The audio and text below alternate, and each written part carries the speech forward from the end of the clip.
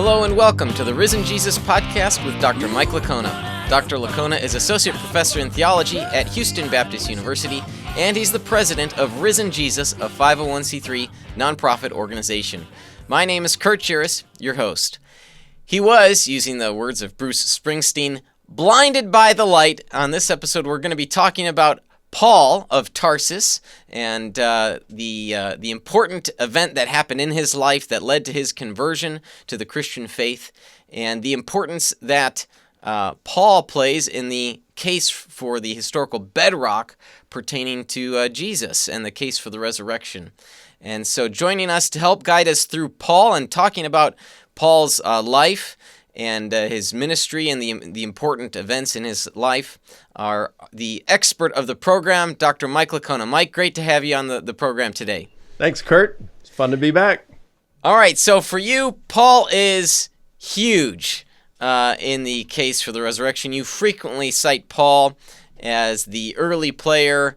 His writings are predate the Gospels, generally speaking, and you frequently cite 1 Corinthians 15, Galatians, and so Paul's a big player for you. Why should we be paying attention to Paul when we think about the historical bedrock for Jesus? It's a great question, Kurt. The reason is Paul is so important. Well, there's a number of reasons. Number one, he claims to be an eyewitness of the risen Jesus. Now you say, well, yeah, but there were plenty who claim to be eyewitnesses. Of the four Gospels, you have Matthew and John, that the early church tradition attributes them to the apostles, Matthew and John, and they would be eyewitnesses. That's correct. However, scholars hotly dispute whether Matthew and John actually wrote those Gospels. That doesn't mean that they didn't. I think we can give some good arguments that they were the authors, or at least intimately involved in the composition of those Gospels, okay? But it is hotly disputed. When it comes to Paul, of the 13 letters attributed to him in the New Testament, scholars debate over the authorship of 6 of them, but 7 of them are considered undisputed letters written by Paul. And from his undisputed letters, you can get a lot about the resurrection from Paul. So, even though scholars will dispute, again, the authorship of Matthew and John being written by eyewitnesses, they don't for these 7 letters of Paul. So that's one reason. So when you're doing historical investigation, you're on a little more solid ground, historically speaking, for your investigation by looking at Paul. Unfortunately, he doesn't give as much information, but the information he does give is very good. Another reason is because Paul was a non-believer when he had an experience that he sincerely believed was an appearance of the risen Jesus to him, and converted to Christianity, a Christ follower as a result. So it's not as though you've got these biased disciples out there who, well, they just say Jesus rose from the dead. No, he was out persecuting Christians, consenting to their executions, throwing them in prison, and then he became one. He did a 180-degree about-face. So that's another reason. Another thing is through his writings, as we saw in the previous episode, or at least one of the previous episodes, I kind of get lost with these. We saw that the oral tradition contained in them can be traced with a reasonable degree of confidence, a high degree of confidence, to the Jerusalem apostles, those who had known and had been with Jesus prior to his death. In fact, we know that he even met with some of those apostles, the pillars of the church, Peter, James, the brother of Jesus, and also John. So but Paul is just a super source for us. So what we can glean from his undisputed letters about the resurrection is going to be of vital importance. Yes, indeed. And I also agree that, if the disciples were to have just made this stuff up, Paul never would have converted. There's something special about his experience that led him to convert to the very faith that he was persecuting. And that is a huge factor when we want to consider the case for the resurrection here. So I just want to cover a few things before we go further into this. Some people might be confused about Saul and Paul and that relationship with the names. It wasn't quite the same thing with Abram and Abraham, where there was a formal name change, or Jacob and Israel, right? God sort of changed those names for those men. But that's not the case with Saul, Paul, is it? No, I'll be honest with you, I haven't really looked into that, but my suspicion, uneducated suspicion at this very moment, would be that Saul would have been Paul's Jewish name, and of course that is the case. And then when he became a Christian, his name was changed to, he got a Christian name, Paul. So it was similar, but it was more of a Christian name. And that would have been more of something that would have been in alignment with that Greco-Roman culture in which he ran. And he was, Paul says that he was called to preach to the Gentiles. So they gave him more of a Gentile name. Yeah, okay. All right, and then... Kind of like today when someone converts to Islam, you'll see them change their name, right? That's true, yeah. Okay, so then also you said earlier that Paul claims to be an eyewitness. And I know we're going to get into this, and maybe this is a good segue to the talking about the appearances or the appearance.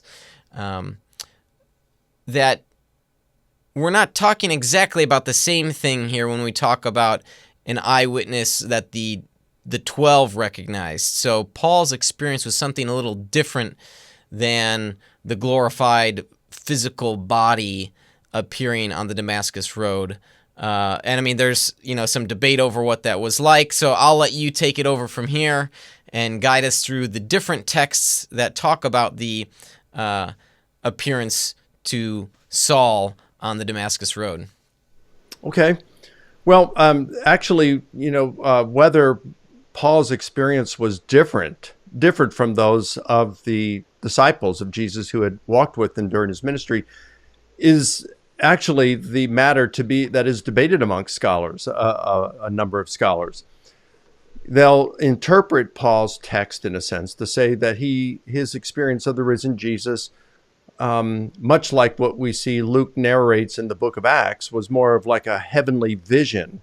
And so what some of these scholars will do is say, well, the nature of the appearance to Paul was the same as the nature of the appearances to the disciples. It was more of a heavenly type vision. And so therefore the Gospels are just later inventions. When they talk about an empty tomb, a physical bodily appearance of Jesus, it wouldn't have been that way. They wouldn't have been able to touch him. That wouldn't have been a bodily thing. It would have been some heavenly vision outside of space-time. And so again, that's another reason why Paul is important. Paul is probably he's writing earlier than the first Gospel of Mark. And so we're going to look at him. And remember, we can verify, as we did in previous episodes, that Paul is proclaiming the same gospel message as the Jerusalem apostles. So, and we see in 1 Corinthians 15, in verse 1, he says, I want to remind you of the gospel message that I preached to you. And then he goes on to give us an outline of that message, and it includes the resurrection and the appearances.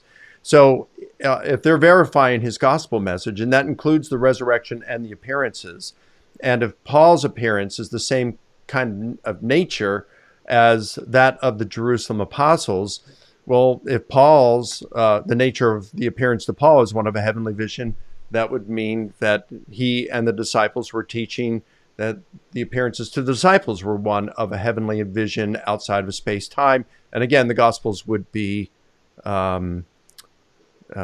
later legendary, mythical stories. They would not be reflecting truth in the resurrection narratives. So, that's why his what he says about resurrection is so important. Yeah. Okay, so why don't you guide us through some of the texts here on what Paul claimed about the appearance? Sure. Well, the first one we can look at is Galatians chapter 1, verses 1 through 11. And let me just read a couple verses out of that. He says, "For I make known to you, brothers, that the gospel being preached by me is not according to man. For neither from man did I receive it or was taught it, but through a revelation of Jesus Christ. But when the one who set me apart from my mother's womb and called me through his grace was pleased to reveal his Son in me, in order that I might proclaim him among the Gentiles, I did not consult immediately with flesh and blood, nor did I go up to Jerusalem to those apostles before me." So there's two sticking points in this text that on which we can focus. The first is that he says that he received the gospel through a revelation of Jesus Christ. And the word apocalypsis, the Greek word apocalypsis, is used there. It's the same one that is used for apocalypse, meaning a revealing, and it's like the book of Revelation. So they will say, see, it's an apocalypse, it's a revelation.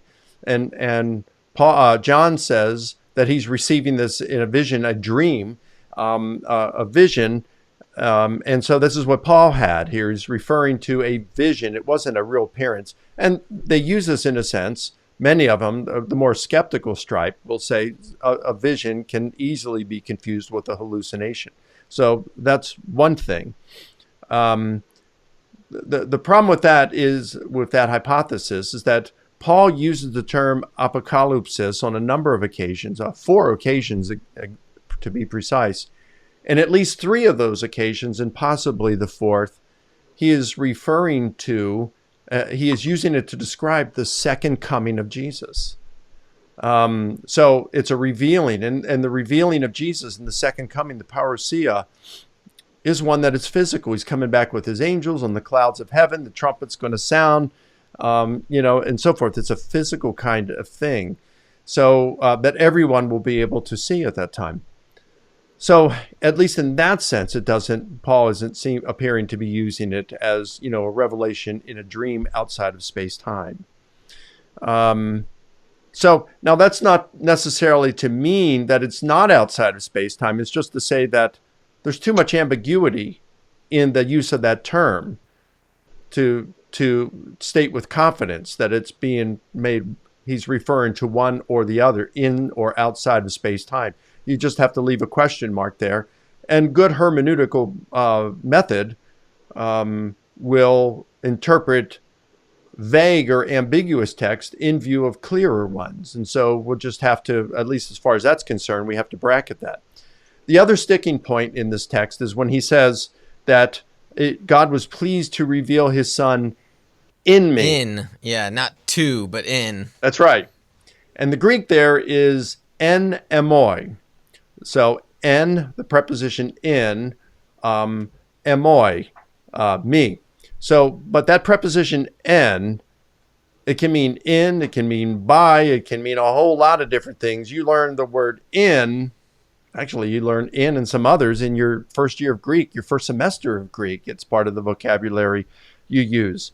And what's interesting, so it's got a variety of meanings to it. And in fact, just a few verses later in chapter 1, verse 24, and I think this one, the one we're looking at is 16, I believe, somewhere around there. But in chapter 1, verse 24, he says, they were glorifying God en emoi, because of me. And then in 1 Corinthians 14:11, Paul says, I will be a barbarian to the one speaking, and the one speaking a barbarian en emoi, to me.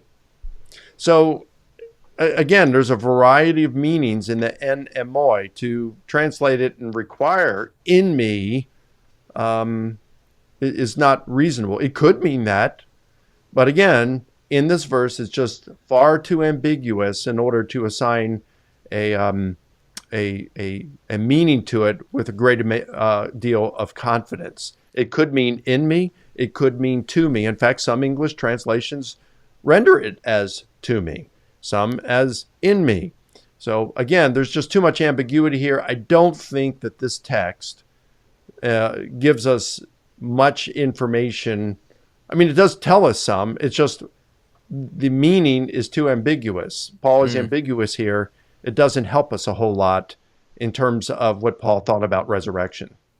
Yeah, I find that the in me translations, certainly give off a more Christological, teleological sense that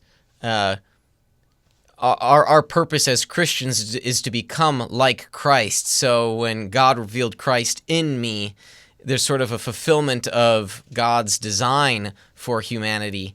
But you're right, in terms of determining if Paul's meaning to convey a historical truth about the revelatory experience, that's hard for us to figure out. So we have to maybe look at other texts elsewhere.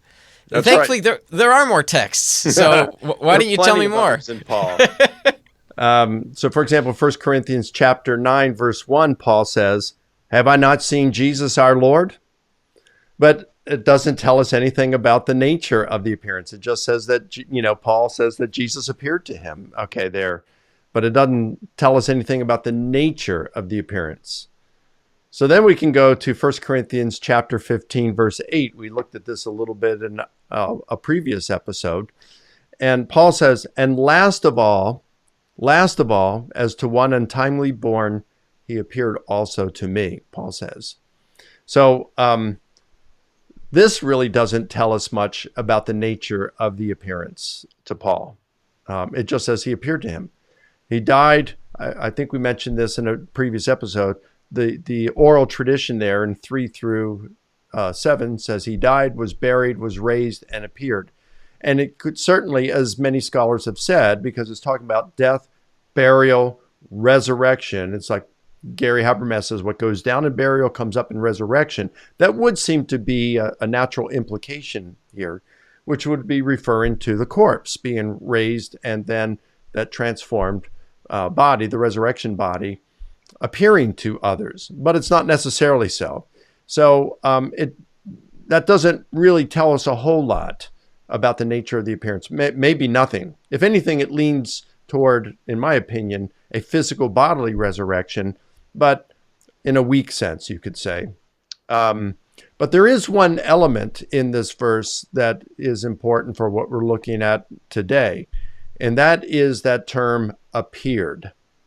Last of all, he appeared to me. That term in the Greek is it's an aorist passive indicative. So aorist meaning like a past tense, passive meaning it's happening, the action is happening to the subject, or which would be Paul there, and then indicative, well, it can have different meanings, okay, but it corresponds to reality pretty much. So you'll find a number of scholars that focus on that term in the Greek. It's the term ophthe. And they'll say, yeah, but when that's used, it almost always refers to the appearance of a divine heavenly being to someone. And sometimes it happens within a vision. So again, they use this to suggest that these appearances occurred within a heavenly vision. And now someone would say, well, that's not too bad. I mean, if we read about Paul's the appearance to Paul in Acts, it does seem like a heavenly vision. It's not the same kind of appearance that we read in the Gospels. It is post-ascension. You have a glorified Jesus in heaven who's appearing to Paul. And so it's not so out of line with that kind of interpretation. What the challenge here becomes, though, Paul uses that term for the other appearances as well. He appeared to Peter. Then he appeared to the 12. He appeared to more than 500 at one time. Then he appeared to James, then to all the apostles. Last of all, he appeared to me. It's ophthe all these times.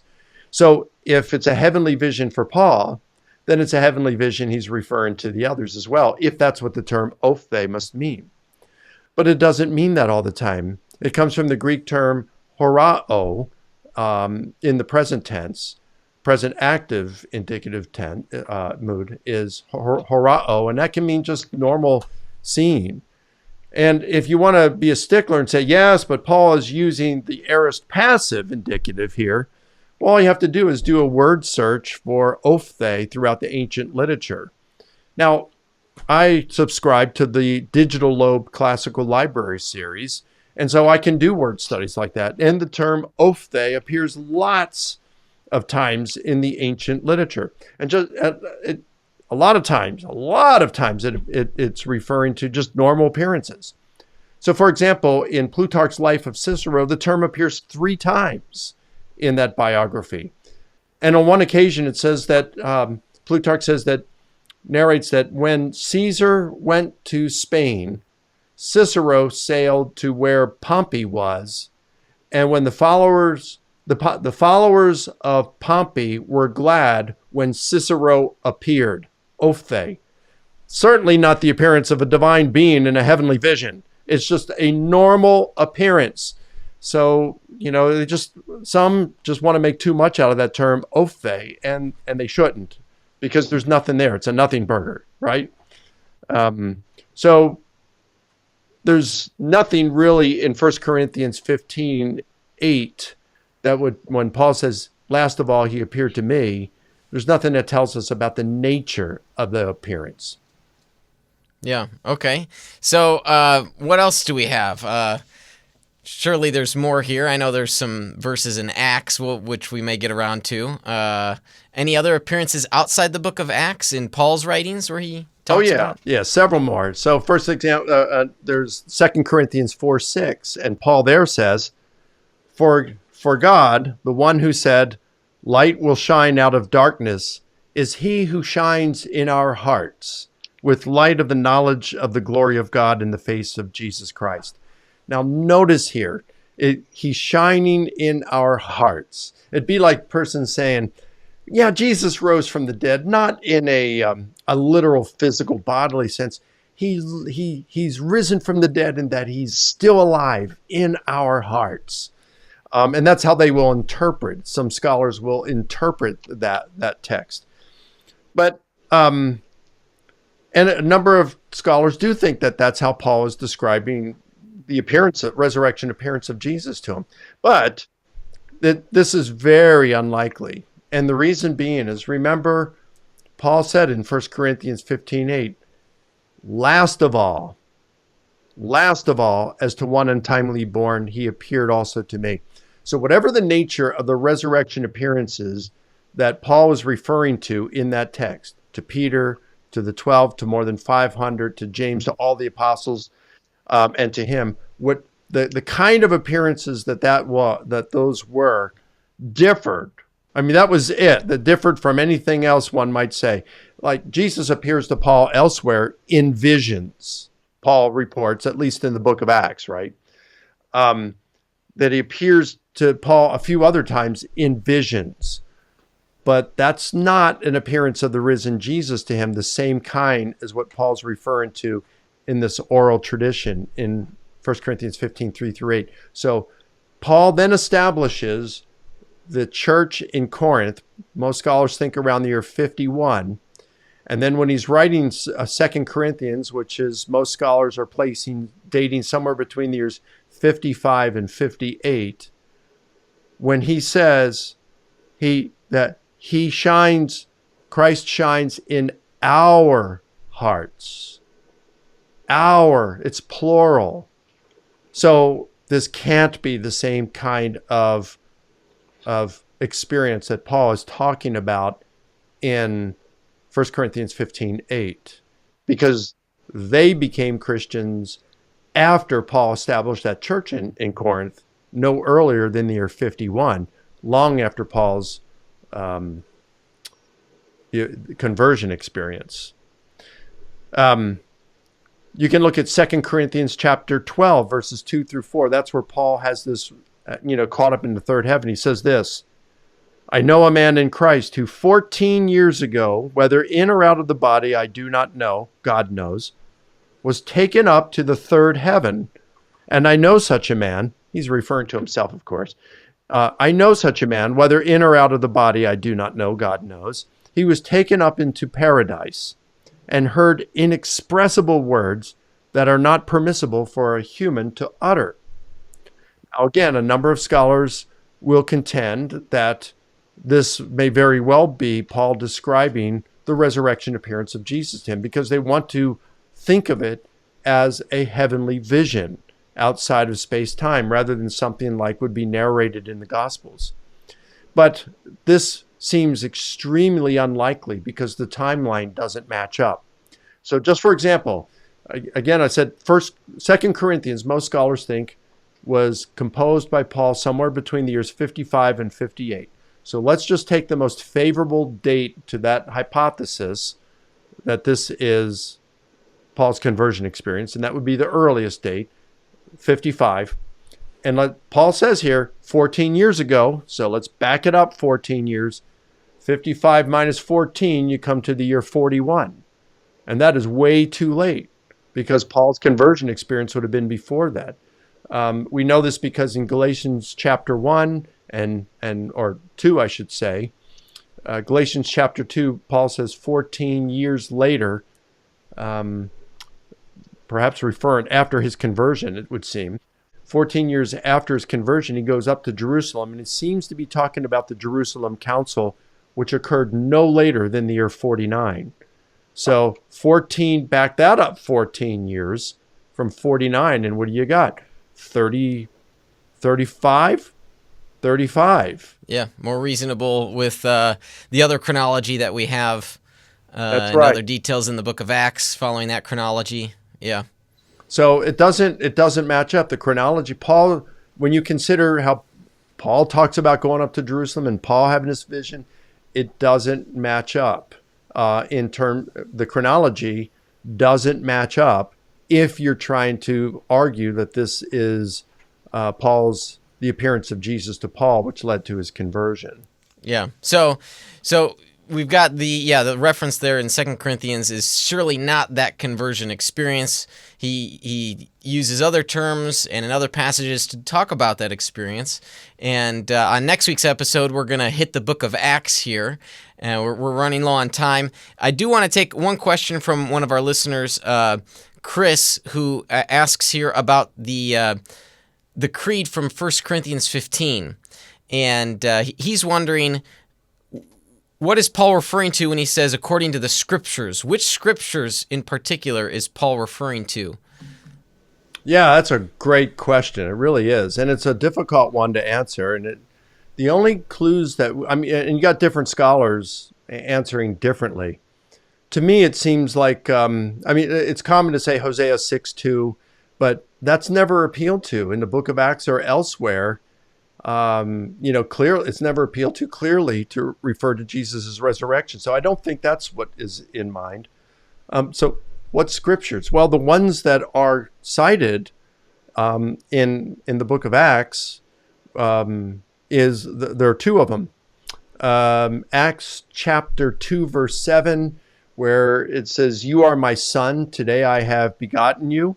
And what Paul is doing there is repurposing the scripture, because that is originally was written as a coronation hymn to be sung to the new Israelite king.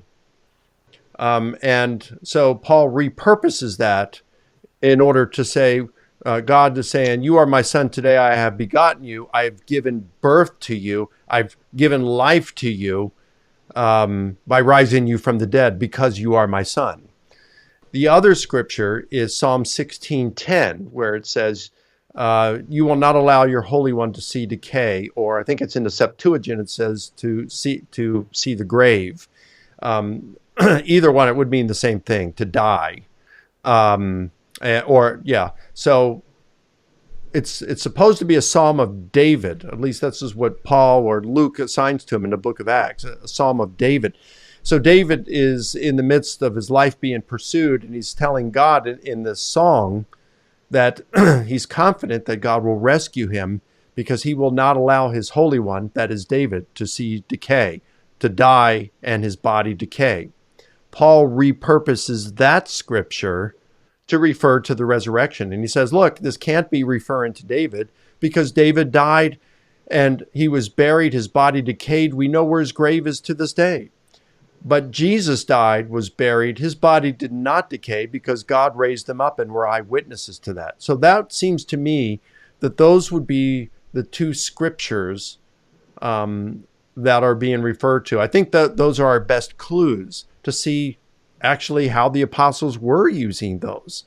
And although many scholars will not say that, Paul or Peter or whoever uttered these sermons or speeches on these particular occasions, most scholars today, according to Craig Keener, most scholars today agree that these speeches in the book of Acts encapsulate the apostolic kerygma, the apostolic preaching of that time.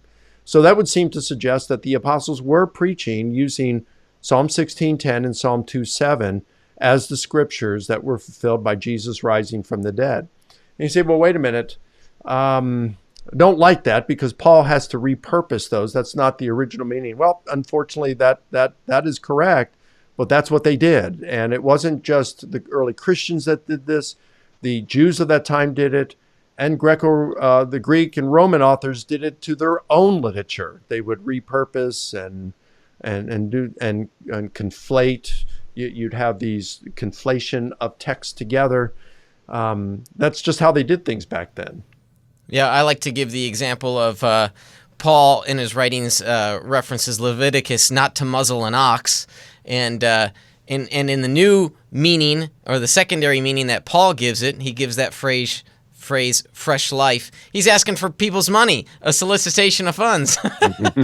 So yeah, he certainly repurposes that Old Testament text. So we do see that. That's right. Great. Thanks, Mike, for answering that question from Chris on the scriptures, and also for guiding us through what a number of the verses and the passages about from Paul on the writings of the experience that he had, the appearances, and other types of appearances or Christ shining in our hearts. And I know it's complex, and we've got more that we're going to cover next week as well from the book of Acts, and a discussion on what exactly was the importance of that appearance to Paul. So yeah, because I just want to sum up what we've talked about here today with these scriptures. They really haven't told us much at all about what Paul thought about resurrection. That's where we're at this moment. That's right. going to change. So there's more to come. So be sure to subscribe to Dr. Lacona's YouTube channel so you can get a notification on next week's episode when it lands. And if this podcast has been a blessing to you, please consider visiting risenjesus.com/donate to start your monthly support today. This has been the Risen Jesus Podcast, a ministry of Dr. Mike Lacona.